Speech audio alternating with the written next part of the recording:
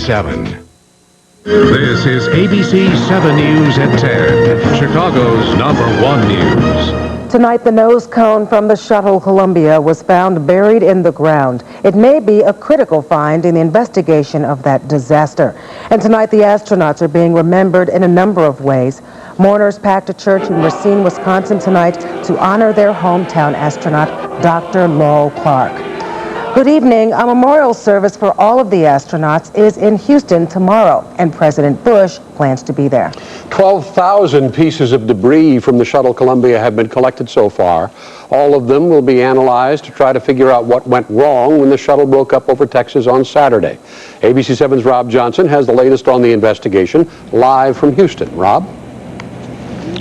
Ron had a chance to speak to several NASA employees tonight, and they say they haven't had a chance to grieve. They've simply been too busy with the media onslaught. They've been too busy answering the how and why this tragedy occurred, and now there are others out there searching a debris field that could be as wide as 4 states. Though recovery teams expanded their massive search to New Mexico and Arizona, tonight the shuttle's nose cone was located in Louisiana. Meantime, ABC News has learned that in a 1997 mission, Columbia lost 100 of the 24,000 tiles that serve as heat shields.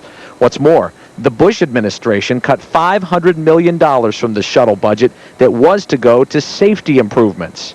Today, NASA said it has targeted the area of concern, but not the exact cause. I'm confident that we'll get more information that will help us come up with a plausible scenario. But we may never know the exact root cause. Tonight in Building 9 at Johnson Space Center, where she used to train, we spoke to Mae Jemison, Chicago native and first African-American woman in space, about being part of the unique astronaut fraternity. When you go into space, it's a commitment that you make.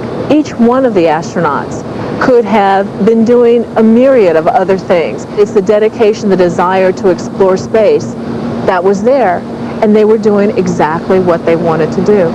Meantime, at the Johnson Space Center entrance, the memorial has grown, and so too have the crowds, to honor the 7 heroes now closer to the celestial beings.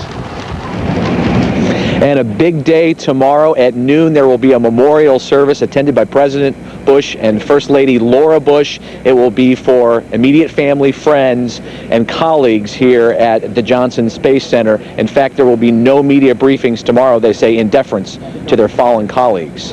Live at the Johnson Space Center in Houston, Rob Johnson, ABC 7 News. Diane? Okay, Rob, the memorial is tomorrow in Houston and is being broadcast live here on ABC. Coverage begins around noon. Well, Laurel Clark always called Racine, Wisconsin home, even when her family moved away. And tonight, the people in her town gathered to remember her.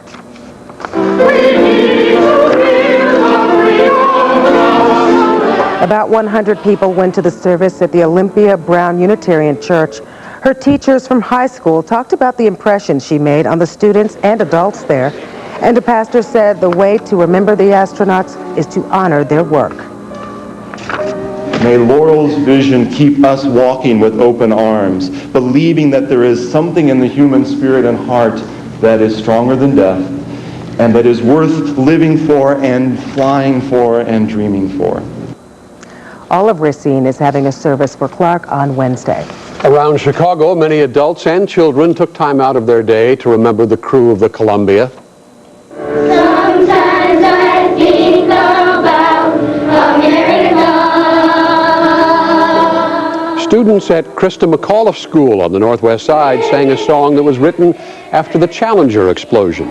At Chicago's Mercantile Exchange, trading stopped for 2 minutes this morning. Buyers and sellers paused, many bowing their heads. The Israeli consulate in Chicago gathered signatures in a condolence book in memory of astronaut Ilan Ramon. He was the first person from Israel to travel in space. Stay with ABC News for continuing coverage of the shuttle disaster. Nightline picks up the story right after this newscast.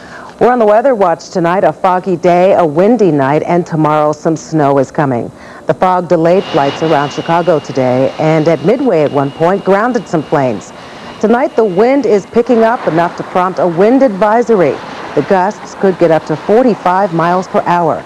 ABC 7 Cheryl Burton has a live report. So far, it's kind of whipping behind you there on the flags. It's very windy and it's cold. In fact, about 5 hours ago when we did the live shot at 5 o'clock, I didn't even have to wear a hat or a coat. But tonight, our lights are flickering back and forth because the wind is gusting pretty high. The prediction could get up to 45 miles an hour. And after all, this is what they do call the Windy City.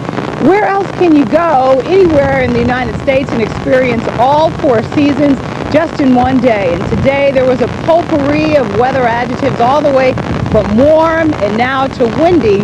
But they always say if you just stick around just a little bit, it's going to change. And forecasters are predicting that that change is going to be drastic. I'm going to step aside and you can take a look at the flags that are flying pretty quickly into the night.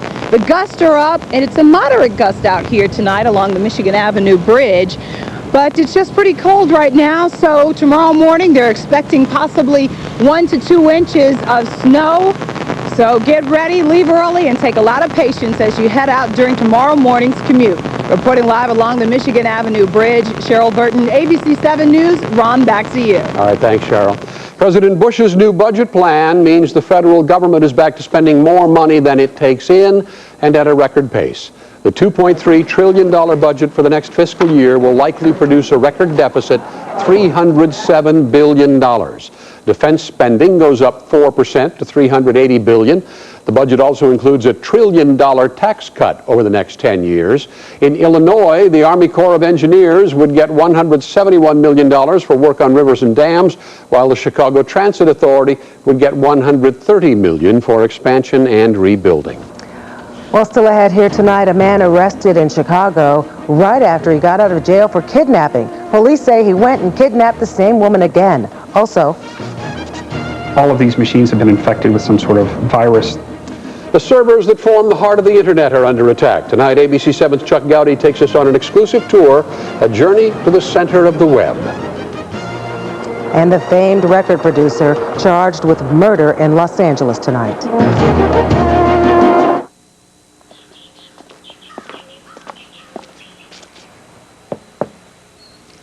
Guess they're not home. Mom? Hit it. Dad? You'll find any excuse to go out back for our perfectly grilled shrimp and fresh Atlantic salmon. Son! You're breaking up. Outback Steakhouse. No rules, just right. The hits of the 80s and 90s on Chicago's 100.3 WNND. I was born in a small town. I only want to be with you. The hits of the 80s and 90s. You made me right. Every day is a winding road. The hits of the 80s and 90s on Chicago's 100.3 WNND. I'm Jose Sanders. And I'm Judy Sue. Tomorrow morning, romantic recipes you can make for your Valentine. Tracy joins us live from the kitchen of Chicago chef Rick Bayless. And I can't wait. It looks as though it's going to be a wintry day, though. We'll talk about that. I'm Roz Varon, and we'll get you around that traffic trouble spot. It's out tomorrow, beginning at 5 a.m. I wanted to know. I had H&R Block double-check last year's tax return. Free. More than 500,000 people have taken the free double-check challenge at H&R Block. Those that overpaid got an average of $1,300 more. They found over $2,000, my CPA missed. I got $1,000. It's my money. I want it back. It's your turn. See if we can help you get more back. Take the free H&R Block Double Check Challenge.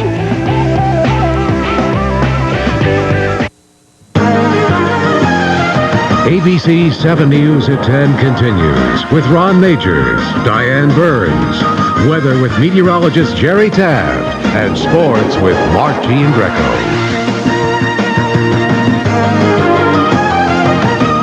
Chicago police faked a car accident as part of a plan to rescue a woman who'd been abducted. Police say 25-year-old Jorge Gonzalez had been in jail for kidnapping his estranged wife. He got out in December and allegedly did it again this weekend. They say he took her to a motel. 2 Albany Park officers found the car at the motel and put it under surveillance. Police knew Gonzalez was armed and say they didn't want to rush him for fear the woman would be hurt, so they staged the accident. We put a vehicle next to their car and called the room and informed them that there's a vehicle that struck their car, and they wanted to come down. They wanted to settle up for the damages, and they both came out. And when they came out, he was taken into custody. Tonight, Gonzalez was charged with kidnapping, hijacking, and sexual assault. A woman from the South Side is pleading with the public to help find her sister, missing since Tuesday.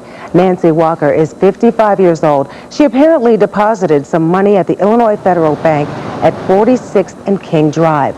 She was on the way to meet her sister for lunch, but never showed up. Walker owns a beauty salon out south. Today, friends and relatives went there, and they say she would never be away for this long without contacting somebody. And there's been a lot of sleepless nights. My family is very edgy, of course, and because this is totally out of her character. Police are investigating. A reward of $1,000 is offered for information that can bring Walker home safe. A surprising revelation from former Governor George Ryan. He says it's his belief that Illinois may have executed an innocent person. Today he spoke at a hearing called by Democratic Congressman Bobby Rush.